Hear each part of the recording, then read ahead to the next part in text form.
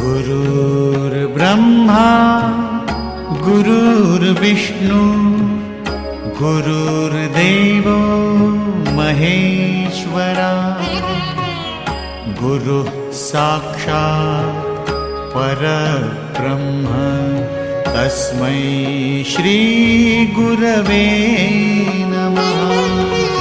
अपन अनुभव का बताया है, अनुमान नहीं अनुभव।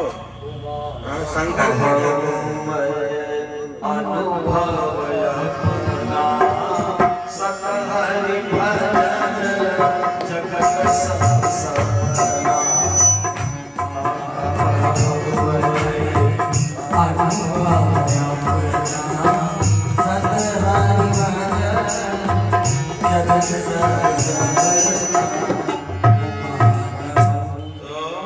ये अनुभव है, अनुमान नहीं है शंकर जी का।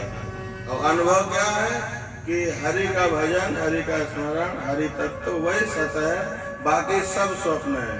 तो यहाँ कुछ भी बनता है तो बनने वाला नहीं है, कुछ भी बिगड़ गया तो बिगड़ने वाला नहीं। और जो आप है आत्म तत्व, जिसके कारण पिता पिता है, जिसके कारण माता माता है, जिसके कारण भाई भाई है, पुत्र पुत्र है, शत्रु शत्रु है, वो जो आत्म तत्व है वही परमात्मा है।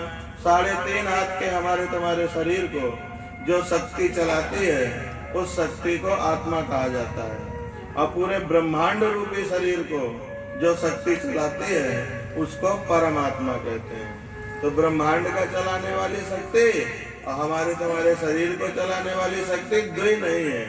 इनमें दो करने भेद करने वाला ही अज्ञानी है और इन्हें दो ना मान के एक जानने वाला ही ज्ञानी है।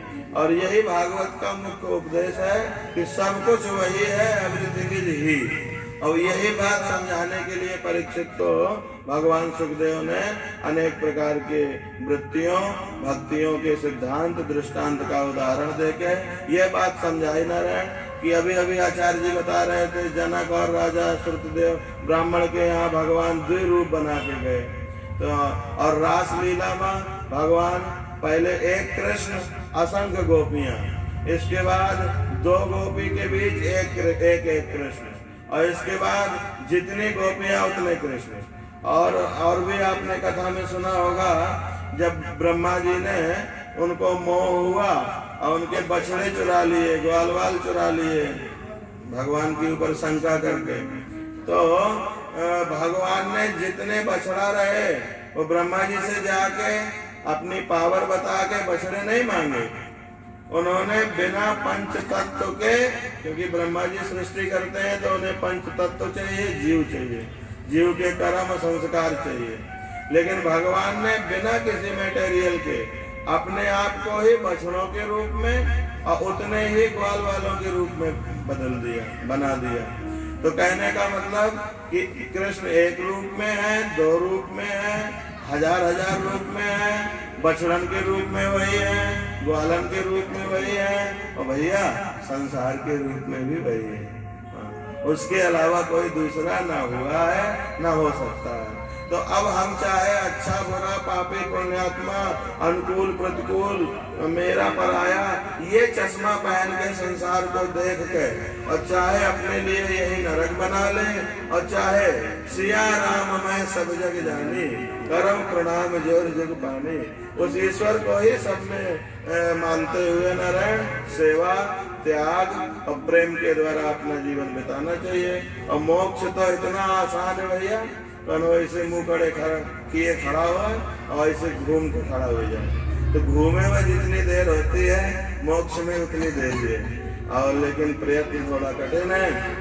बताया मुक्ति मिच्छसि चेतात विषयान विषवत्यज क्षमा आर्जव दया तोष सत्यम पीयूषवद भज। मुक्ति चाहते हो तो विषयों को विष समझ लो, उन्हें छोड़ दो। और ये छूटेंगे कैसे? जब सत्य संतोष दया आदि सुंदर गुणों का अमृत की तरह पान करोगे तो विष की तरह जो है दुर्गुण वो छूट जाएंगे।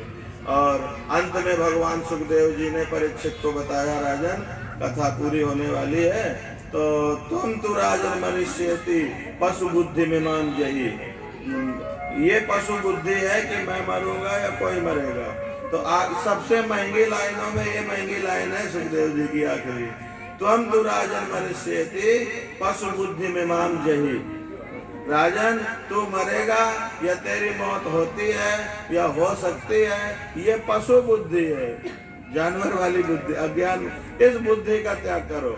और ध्यान दो नारायण, मौत में भय नहीं है, मृत्यु कष्ट नहीं देती, मृत्यु का भय कष्ट दिया करता है।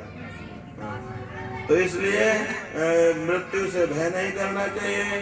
और जो कोई सर्वत्र परमात्मा को देखता है ना, पत्नी में, पुत्र में, माता पिता में, पड़ोसी में, यहाँ तक कि जिसे शत्रु कहते हैं उसमें भी, जो कोई सब में परमात्मा को देखता है, कण कण में, क्षण क्षण में जो परमात्मा को देखता है, उसे मौत भी जब आती है ना, तो उसमें भी परमात्मा ही दिखा करते हैं। ये जो सेकंड वाली सुई है ना, जो टिक टिक टिक टिक करती है, और ये क्षण क्षण क्षण क्षण क्षण जो बीतता है जीवन का, तो जैसे मौत के पांव के पाए जेब हो, घुंघरू है ना, वो टिक टिक टिक टिक, वो जितना जीवन बीतता है उतना ही मृत्यु से हमारी दूरी कम होती जाती है, वो पास आता जाता है नारायण। तो जिसकी ये नजर हो जाती है कि हरि व्यापक सर्वत्र समाना, एवरी टाइम एवरी प्लेस, हर समय हर जगह में वही विद्यमान है, जब ये भाव बैठ जाता है तो ऐसे आदमी को जो घर में, परिवार में, संबंध में, दुनिया में ईश्वर को ही देखता है, उसे मौत में भी ईश्वर का दर्शन होता है, उसका जीवन मंगल हो जाता है और मृत्यु भी मंगल हो जाती है। डरना नहीं। आपको सच बतावे, या चाहे लड़का हो की कहानी बताई हो, कथा बताई हो, और चाहे ब्याह की कथा बताई हो, इनका मुख्य उद्देश्य नारायण आपके जीवात्मा जो कि परमात्मा का ही रूप है, जीवात्मा और परमात्मा की एकता का बोध कराना, वही सत्य है, वही सर्वदा रहता है, उसके अलावा कुछ नहीं हो सकता। भगवान ने जब भगवान के पाँव में नारायण ब्रह्मा जी आए, और ब्रह्मा जी ने कहा कि महाराज अब जितना लीला का समय था वो पूरा हो गया है, अब आप बैकुंठ चल के कृपा करके और हम लोगों को देवतन का सनाद करिए और लीला पूरी करें आप। तो भगवान ने कहा कि मैं धरती में आया था नारायण पृथ्वी का भार कम करने, और देवता भगवान की लीला में सब कोई शामिल नहीं हो सकता। देवता, जीवन मुक्त ऋषि मुनि और बैकुंठ के नित्य मुक्त पार्षद, ये तीन ही शामिल होते हैं। लीला का मतलब आप समझे ना रहे, जैसे वृंदावन से, अयोध्या से कोनो लीला करे आवे, कोनो लड़का राधा कृष्ण बन जाए, कोनो राम सीता बन जाए और लीला करे, ऐसे लीला क्रिया, क्रिया में और लीला में थोड़ी भेद होता है। क्रिया में अपने सुख की इच्छा रहती है और अपना अहंकार रहता है, लीला में ना तो अपना अहंकार रहता है ना अपने सुख की इच्छा रहती है। थोड़े समय के लिए, थोड़े लोगों के उद्धार के लिए भगवान का जो अवतार होता है वो कहलाता है अंश अवतार। अनंत समय तक अनंत जीवों का उद्धार करने के लिए भगवान जो अवतार लेते हैं वो कहलाता है पूर्ण अवतार। ये कृष्ण परमात्मा का पूर्ण अवतार है। वो जब आते हैं तब के जीवों को तो तारते ही हैं, आज तक उनके नाव कथन से जीव तर रहे हैं, तरते रहेंगे।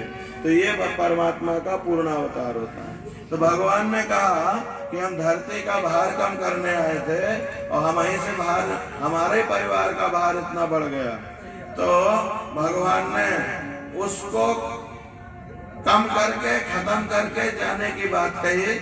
और नारायण ये बताने के लिए कि ब्राह्मणन के आवाहन से ही भगवान आते हैं और ब्राह्मणन के विसर्जन से ही भगवान जाते हैं। हाँ नारायण। तो उन्होंने दुर्वासा आदि महात्माओं को बुलाया। नारायण भगवान कृष्ण ने कई यज्ञ कराए। अपने पिता वसुदेव जी से, माता देवकी से जाके पूछा, पिताजी ये धर्म कहता है कि अपने जीते जी ऐसा जीवन जियो कि सारी इच्छा पूरी हो जाए। इच्छा रहते रहते अगर जीवन पूरा हो गया तो तुम्हें फिर जन्म लेना पड़ेगा, और शरीर रहते रहते इसी जीवन में सारी इच्छाएं पूरी हो गई तो आपको इसी जीवन में मुक्ति मिल जाएगी। नारायण। तो पूछा पिताजी से कि आपके मन में कोई इच्छा तो नहीं है? भगवान ने पूछा। तो वसुदेव जी ने कहा बेटा हमें बड़ा से बड़ा सम्मान संसार में मिला, हमें अब कोई इच्छा नहीं है, एक ही आखिरी इच्छा बची है कि हमारी मौत सुधरे, मृत्यु न बिगड़े। तो भगवान ने कहा पिताजी उसके लिए तो सत्संग करना पड़ेगा, और चीजें सुधारने के और उपाय हैं, परंतु मृत्यु सुधारने का एक ही तरीका है सत्संग। तो नारायण भगवान ने अपने पिता के द्वारा बड़े बड़े यज्ञ कराए, उन यज्ञों में बड़े बड़े योगेश्वरों को बुलाया, उन योगेश्वरों के द्वारा अपने पिता को उपदेश करवाया और गुरुओं से उपदेश करवाया और खुद भी उपदेश किया। एक बार वसुदेव जी ने कहा कि श्री कृष्ण सब ब्राह्मण सब विद्वान ये कहते हैं कि आप नारायण हैं, आप ब्रह्म हैं। भगवान ने कहा पिताजी हम ही ब्रह्म नहीं है, आप ब्रह्म हैं। और सिर्फ आप ही ब्रह्म नहीं है, हमारी सब माताएं भी ब्रह्म है। ये जितने द्वारिका में दिख रहे हैं सब ब्रह्म है, ब्रह्म के अलावा कुछ है ही नहीं पिताजी। इस ढंग से भगवान बातचीत में भी अपने पिता को सत्संग के द्वारा बोध कराते हैं और फिर संसार को उपदेश देने के लिए कि भैया संसार में भगवान के वंश में ऐसे लड़का हुई गे नारायण। हालांकि फिर सावधान वो देवता थे, लेकिन लीला विसर्जन करने में सृष्टि को उपदेश क्या दे रहे हैं। भगवान के वंश में तक ऐसे लड़के हो गए कि जिन ब्राह्मणों का चरण धोते थे भगवान, उन्हीं ब्राह्मण साधुओं का अपमान करने लगे और खान पान उनका बिगड़ गया। लक्ष्मी जी दादी रही, पैसा की कमी नहीं, खान पान बिगड़ गया। तो नष्टस्य कान्या गति, जिसका आहार बिगड़ गया, जो अपने पूज्यों का अपमान करने में उतारू हो गया, वो तो बिना पतित हुए नष्ट हुए रह सकता नहीं है नारायण। तो एक बार जब यज्ञ करा रहे थे नारायण, तो बहुत सारे महात्मा आए, साधु आए, ब्राह्मण आए और यज्ञ पूरी हो गई, खूब उपदेश दिया गया, सब चले गए। तो 2-3 महात्मा भगवान के संकल्प से रुक गए नारायण और शाम को स्त्री बना के स्त्रियों के वस्त्र पहना के महात्माओं के पास ले गए और पूछा कि हमारी भाभी है, इसको बिटिया होगा कि बिटिया लड़का होगा पेट में, इसके क्या हो, कपड़ा बांध के गए थे। तो पहले तो महात्माओं ने टाला और बोले तुम्हें कुछ पता ही नहीं है, तुम लोग ढोंगी हो। तो दुर्वासा जी को इतना कहाँ सहन होगा। दुर्वासा जो है शंकर के अवतार हैं, आवेशा अवतार और महाभागवत हैं, भक्त हैं बहुत बड़े नारायण। ये जहां जहां जाते हैं वहां जिसके पास जाते हैं उसको संकट में डाल के और अपने मुंह में करखा पोत के भगवान की महिमा को जगत में प्रकाशित करते हैं। देखो भगवान क्या है, भक्त और भगवान की महिमा को दुर्वासा संसार को बताया करते हैं। और भगवान का जब जो काम कोई ना कर पावे, राम जन्म में बोले रामलीला का विसर्जन कौन करेगा, इतना बड़ा काम, बोले राम ही का विसर्जन करो शरीर का। दुर्वासा ने कहा हम कर देंगे। कृष्ण का विसर्जन कौन करेगा, तो वाणी से ही आवाहन भी होता है, वाणी से ही विसर्जन। इसको लड़का होगा कि बिटिया, तो बोले इसको ना लड़का होगा ना बिटिया, तो है वंश का नाश करने वाला मूसल होगा। अब नारायण वो कपड़ा तो गायब हो गए पेट के सारे और एक लोहे का मूसल बन गया। तो चूंकि भगवान हमेशा समझाते थे कि बच्चों ब्राह्मणों का और पतिव्रता स्त्री का कभी अपराध मत करना, नहीं तो मैं भी तुम्हारी रक्षा नहीं कर पाऊंगा। और नारायण वो ब्राह्मणों का अपराध किए, ब्राह्मणों को सन्यासियों को जाके दुर्वासा जी को अपमानित किए और उन्होंने गुस्से में, भगवान ही का संकल्प था जो दुर्वासा जी पूरा कर रहे थे। और उन्होंने भगवान को तो बताया नहीं, महाराज उग्रसेन को बताया। उग्रसेन ने वो मूसल घिसवा के चूर्ण बनवा के समुद्र में फेंकवा दिया और समुद्र तो अपने अंदर कोई बाहर की वस्तु रखता नहीं, लहरों से उसने बाहर फेंक दिया और ब्राह्मण के श्राप होने के कारण लोहे के कणों में अंकुर फूट पड़े और उससे तीखे तीखे तलवार जैसी धार वाली घास पैदा हुई। और नारायण भगवान जानते थे कि द्वारिका के भीतर श्राप नहीं लगेगा, तो प्रभास क्षेत्र लेकर के कुछ बच्चों को गए और भगवान के वो बच्चे बहुत बिगड़ गए थे। कारण था कि मातारी उनके दोष छुपाती थी, बताती नहीं थी भगवान से, और उनको हर प्रकार की सुविधा देती थी, संपत्ति थी। तो दो लड़के आपस में लड़े, गाली देने लगे। उन्होंने वही मदिरा पान किया, महापान ततो कृत्वा, महापानम ततो कृत्वा, मदिरा पान किया नारायण, और आपस में वाद विवाद होने लगा। तो अंधक बंशी, वृष्णि बंशी, ऐसे कई वंश हैं उसमें। तो दो वंश के लड़का आपस में लड़ गए, पहले गाली गलौज, फिर मारपीट, और उसके बाद एक दूसरे के गले में लिपट गए। वहीं बगल में घास लगी थी, उसको उखाड़ के गले में लपेट दिया, और दोनों लड़के मर गए लड़ते लड़ते। अब दो लड़े तो फिर दोनों के पक्ष से 4-4 खड़े हो गए, फिर 8-8 हो गए। पूरे वंश में देखते देखते नारायण द्वारिका में खबर गई, तो पुरुष लोग दौड़ के निकले और दो दल बना हुए, आपस में एक दूसरे को मार काट के थोड़ी देर में नारायण लाशें बिछ गई।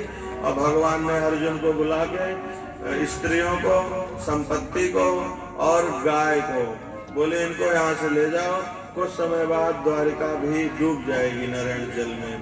तो अर्जुन भरे मन से भगवान का आदेश मान के वहां से चले, और भगवान को अर्जुन का अहंकार भी ले जाना था, तो वो भील बन के आगे खड़े हो गए, और उन्होंने कहा कि ये स्त्रियां और संपत्ति यहीं छोड़ दो, और अपने प्राण लेके भाग जाओ यहाँ से। अर्जुन ने कहा तुम्हारी मति मारी गई है, मैं गांडीवधारी महाभारत का विजेता अर्जुन, और तुम कौल भील हमारा सामना करोगे।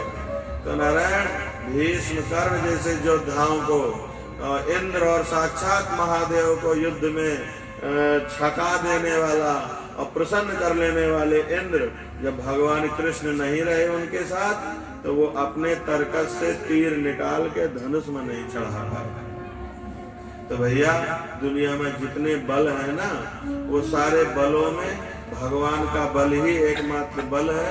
भगवान का बल ही सच्चा बल है, भगवान का बल ही सबसे बड़ा बल है। वो बल होता है नारायण, तो कोनो बल के जरूरतें नहीं होती, और वो बल ना हो नारायण, तो चाहे जितने बड़े बड़े बल हो सब धरे रह जाते हैं। तो यह बात बताने के लिए आज भगवान पास में नहीं है, तो भीलन लूटी गोपिका, वही अर्जुन वही बाण, पुरुष बली नहीं होता है, समय बहुत बलवान नारायण।